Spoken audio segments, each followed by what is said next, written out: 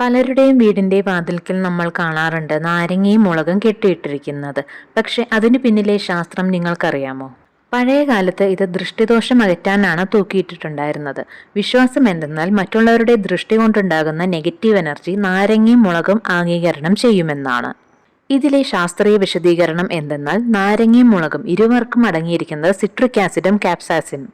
ഇവ രണ്ടും ചേർന്ന് വായുവിൽ പടർന്നിരിക്കുന്ന ബാക്ടീരിയ, ഫംഗസ്, മൈക്രോ ഓർഗാനിസം എന്നിവയെ നശിപ്പിക്കാൻ സഹായിക്കുന്നു.